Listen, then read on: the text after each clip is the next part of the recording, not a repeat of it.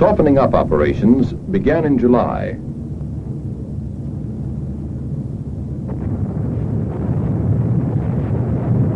The heaviest missions were concentrated on the northern airfields, which were at the center of strong Jap defenses. Airstrips, supply dumps, planes, and shore installations were shot up with methodical regularity. Meanwhile, at Guadalcanal in the southern Solomons, ships were being loaded for the main assault. By October 27th, the 3rd Marine Division had embarked.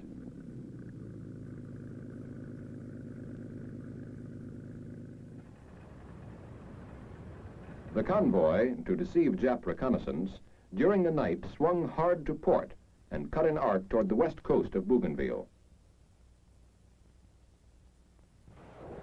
Pouring in their fire unopposed, our warships, in coordination with dive bombers, thoroughly pounded the landing area on D-Day, November 1st.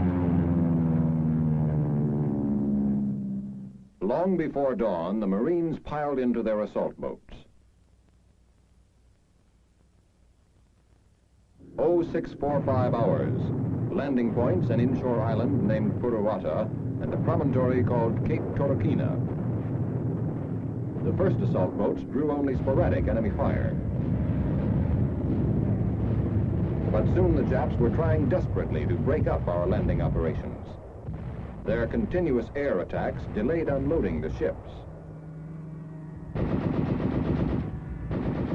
But our airmen and anti-aircraft sharpshooters brought down 18 Japanese planes.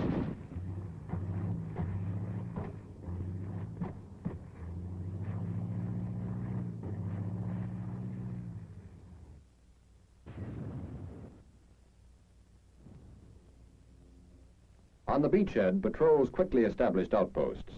By nightfall, the Marines were prepared against the possibility of infiltration or surprise attack, but none came. Admiral Halsey, 2.5 weeks later, accompanied units of the 37th Division, which landed between November 8th and 24th to reinforce the Marines.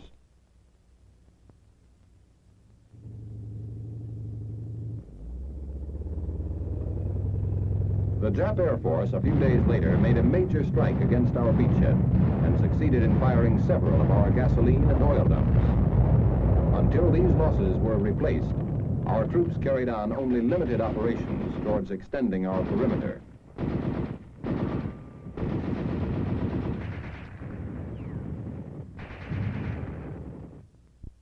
General Griswold, commanding 14th Corps, began to step up our attacks against the Japanese.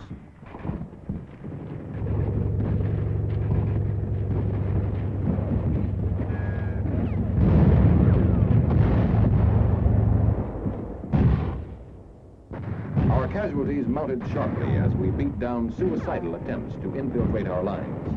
The technique of jungle fighting was still new to our troops, yet in many instances we completely wiped out Jap units. Underground field hospitals were set up close to the front lines. Medics often performed surgical operations while enemy shells exploded within a radius of 50 yards.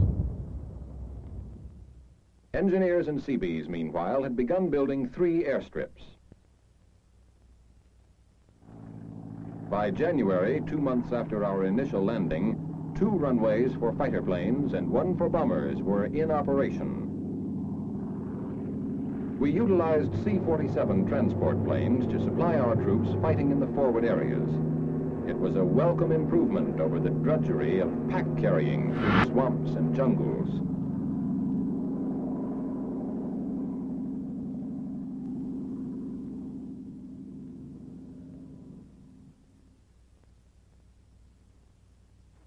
Our troops were fighting one of Japan's toughest outfits, the notorious 6th Division, commanded by the fanatical General Kanda, who had participated in the rape of Nanking.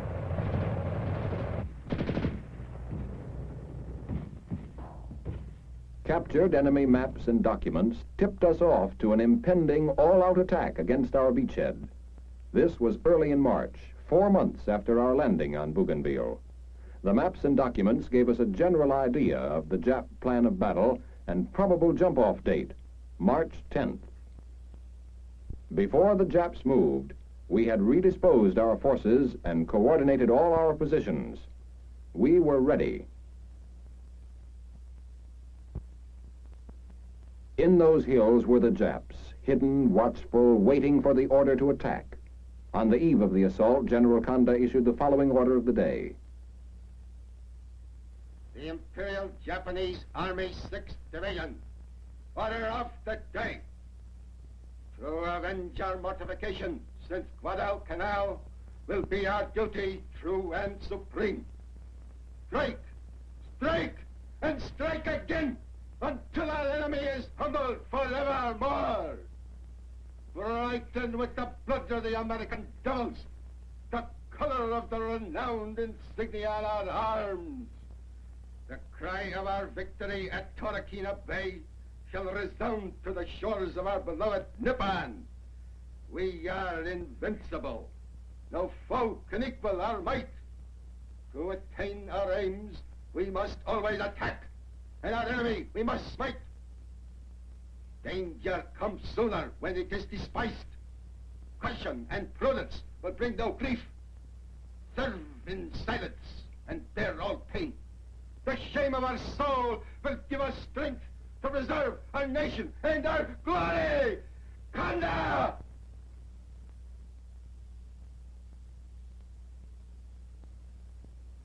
With cool precision, our artillery met the first shock of the enemy's onslaught. Fanatically, the Japanese soldier attacked and attacked. For had not his commander declared, "We are invincible, no foe can equal our might," and had not he ordered, "Strike, strike, and strike again, preserve our nation and our glory." For 4 weeks the battle raged, back and forth, up and down, attack, counterattack, retreat, advance, advance, until we killed more than 8,000 Japs. Our troops buried 5,370 of them.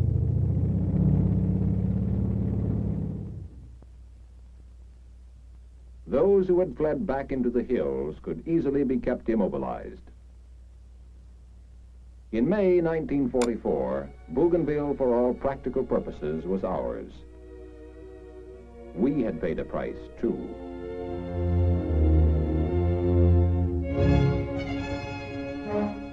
But our living soldiers here on Bougainville found rest and recreation.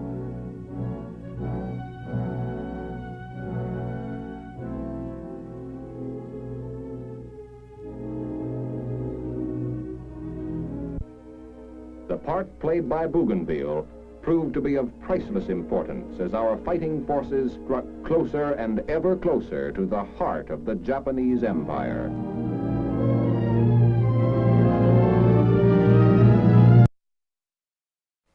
Now, Bougainville was a key operation afterwards. It was also one of the few battles that I've seen during the Third Marine Trials that Australia, New Zealand, and Fiji all joined us.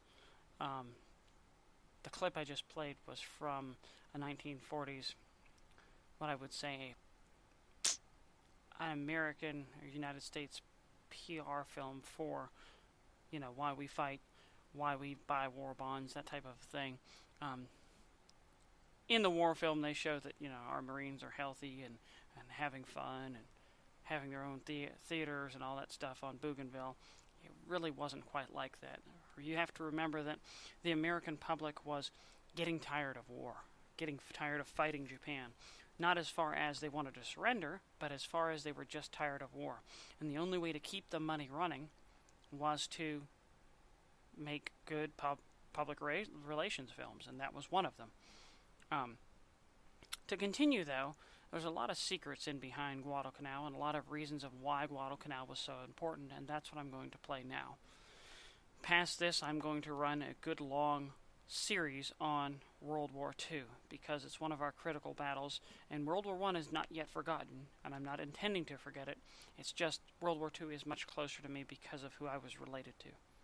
Alright? So here we go with the second step, which will bring me almost right at the 2-hour mark.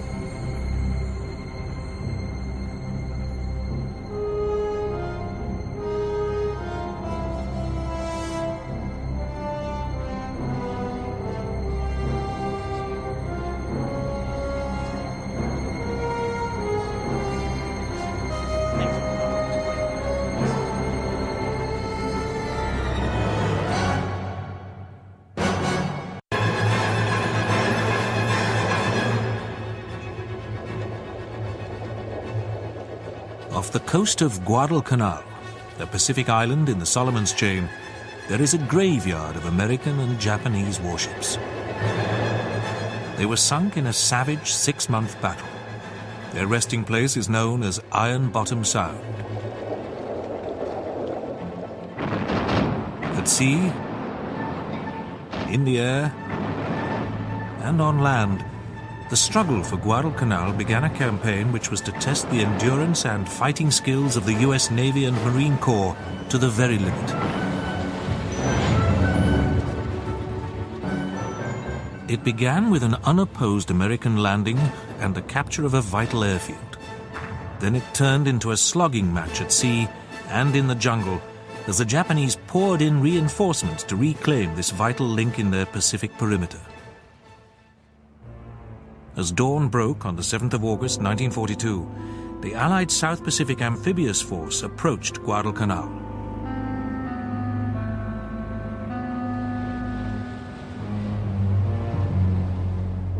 Witness to their arrival was Martin Clemens, a member of a remarkable organization, the Coast Watchers.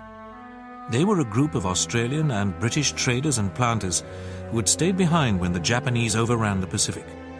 Clemens and colleagues like Henry Jocelyn reported enemy naval and air movements on the bulky radio sets with which they had been provided. The Coast Watchers and their Melanesian assistants formed a unique observation screen running from the border of Dutch New Guinea to the New Hebrides.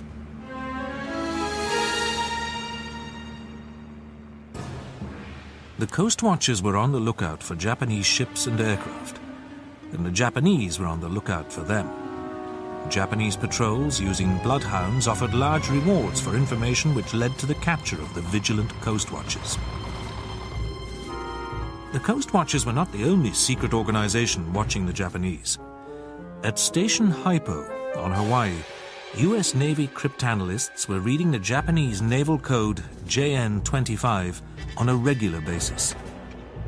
But it was Martin Clemens who, in May 1942, had signaled the Allies that the Japanese were building an airfield on Guadalcanal. If the Japanese were allowed to complete the airfield, they would seize control of the skies in the area and menace the sea routes between the United States and Australia. The Americans had no option but to deny Guadalcanal to the Japanese. Martin Clemens' dramatic message had set the scene for one of the epic sea-air-land battles of the Pacific War.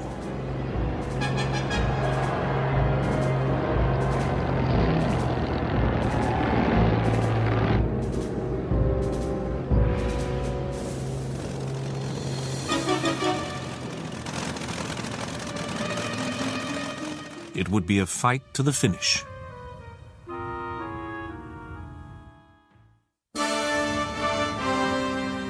The conflict in the Pacific had begun disastrously for the Americans when, without declaring war, the Japanese launched carrier-borne aircraft against the naval base at Pearl Harbor. The Japanese had sunk or disabled 7 of the 8 battleships berthed at Pearl Harbor. But the U.S. Pacific Fleet's carriers were at sea and escaped destruction. Before Pearl Harbor, the commander of the Japanese Combined Fleet, Admiral Yamamoto, had warned Emperor Hirohito that if Japan went to war with the United States, he could guarantee only